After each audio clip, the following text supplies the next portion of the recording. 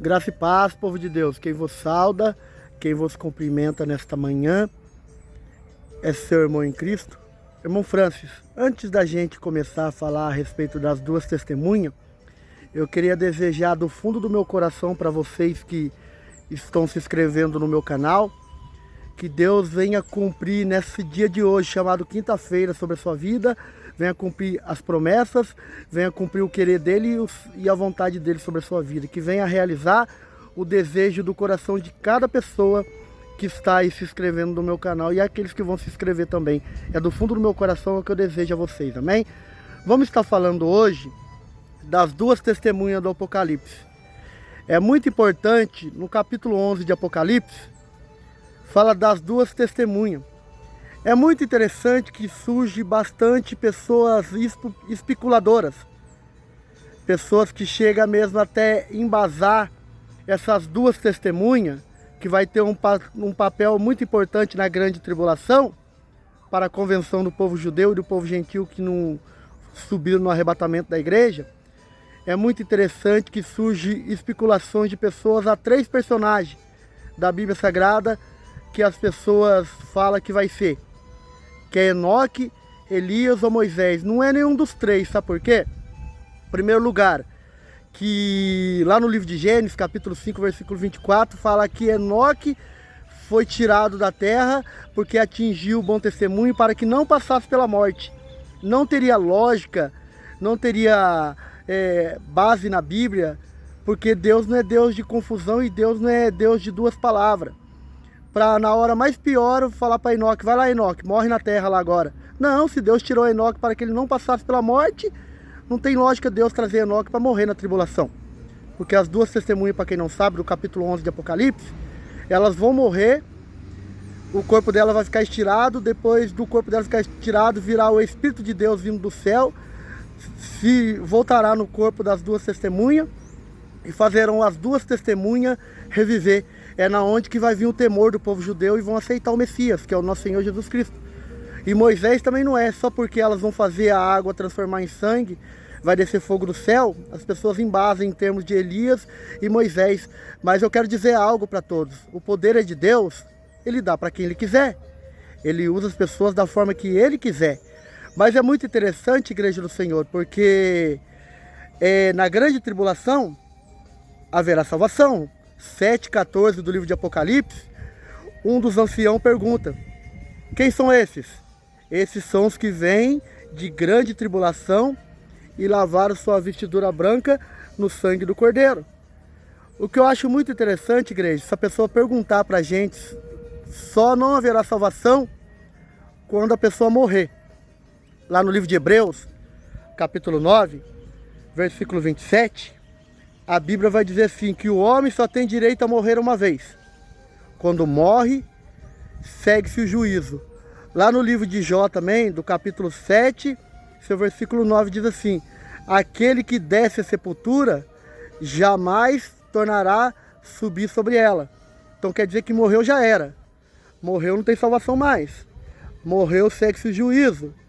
Igual aquela parábola de Lázaro, né? Do capítulo 16, se me recordo, versículo 19, fala da parábola do Lázaro e do rico, né? Um foi para o seio do pai Abraão e o outro foi para o Hades. Mas o que eu acho muito interessante, igreja, essas duas testemunhas, elas vão ter um papel muito importante na grande tribulação, porque todas aquelas pessoas que não aceitaram o chip, que está no livro de Apocalipse, capítulo 13, versículo 16, aquele chip que vai ser colocado na mão, na testa, não é figurativo nem simbólico. O texto fala de literal. Literal é aquilo que não é simbólico. Literal é porque vai ser colocado o mesmo chip. Não existe ainda, porque a igreja não subiu. Quando a igreja subir, as pessoas que não aceitar Jesus e não se converter, não passar no governo paralelo do anticristo, elas vão colocar o chip. Colocou o chip, a pessoa perde a salvação. Não é só pela pessoa ter colocado o chip, mas porque vai prestar adoração ao diabo e não a Deus. E Deus não divide a sua glória com ninguém. E essas duas testemunhas, a Bíblia relata lá no livro de Daniel, capítulo 9, versículo 27, foram cumpridos 69 semanas, faltando cumprir a última semana, que é de 7 anos. Para quem não sabe, quando fala semanas proféticas na Bíblia, são semanas de ano. Uma semana tem 7 dias, né? Mas em semana profética são 7 anos. Foram cumpridos lá no livro de Daniel 9, versículo 27, para embasar dentro aqui das duas testemunhas, foram cumpridos 483 anos, faltando só 7 anos para completar 490 anos, que é semana profética, 70 semanas do profeta Daniel. E quando essas duas testemunhas estiver pregando, a Bíblia relata que elas vão morrer, elas vão ser mortas pela besta que vai pelejar contra ela. E depois de 3 dias e meio, essas duas testemunhas elas vão ressuscitar. E quando ela ressuscitar, toda a terra verá, todos aqueles que ficaram na tribulação verá. E na onde que vai cair o temor diante do povo judeu e vão aceitar, vai saber que é o Messias que veio.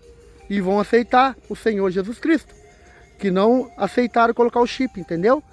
Amém, igreja? Espero que a explicação foi bem clara. Mas se alguém falar para você que é Enoque, Elias e Moisés, não é nenhum desses, é conversa fiada.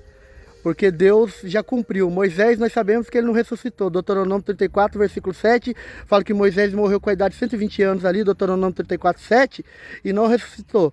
Enoque foi arrebatado. Deus arrebatou Enoque para que Enoque não passasse pela morte. Não tem lógica no grande período mais difícil da terra, que é a tribulação, que em Mateus 24, versículo 21, são um dia que nunca houve e nunca haverá depois desse.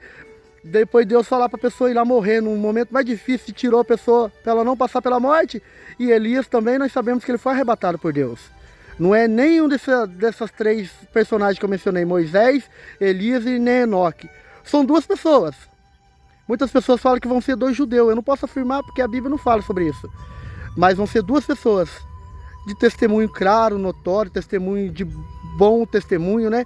Pessoas de bom índolo que vai pregar na grande tribulação, testemunhando o amor do Senhor Jesus Cristo para com os judeus e os gentios que nos subiram no arrebatamento da igreja. É bom salientar, é importante, igreja, eu quero deixar uma coisa bem clara aqui também. Tudo que o Antigo Testamento relata está no Novo. Quer ver para você ver? Ó? Livro de Zacarias, capítulo 4, seu versículo 12. Fala dos 2 raminhos de oliveira. Os 2 raminhos são os 2 ungidos, que são as 2 testemunhas do Apocalipse capítulo 11. Em Zacarias também, capítulo 6, e no capítulo 1 de Zacarias, fala dos 4 cavaleiros. Em Apocalipse capítulo 6, fala dos 4 cavaleiros. O que você quer dizer com isso? Que tudo que está dentro da Bíblia Sagrada do Antigo Testamento tem no Novo. Quer ver para você ver? Ó? Lá no Antigo Testamento, Deus, ele não habitava. Ele somente visitava. Ele não habitava. Hoje, Jesus Cristo, ele habita sobre nós. Hoje, eu não sei distinguir entre a igreja de Israel e a igreja judaica. Por quê? A igreja de Israel e a igreja gentílica. Por quê? Porque lá no livro de Apocalipse, capítulo 4, fala a respeito dos 24 anciões. Quando fala dos 24 anciões, para quem não sabe, são a totalidade da igreja. A união do gentil junto com o judeu. Quer ver onde que está escrito isso?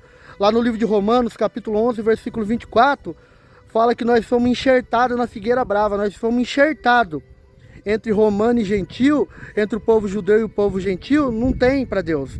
Deus ama todos iguais, entendeu? Que ele morreu por cada um de nós, todas as nações, tribos e línguas. Amém, igreja? Quem vos despede nesta tarde, um abraço para todo do meu canal. Fica com esse estudo para o seu coração nesta manhã, amém? Deus abençoe a todos, em nome de Jesus.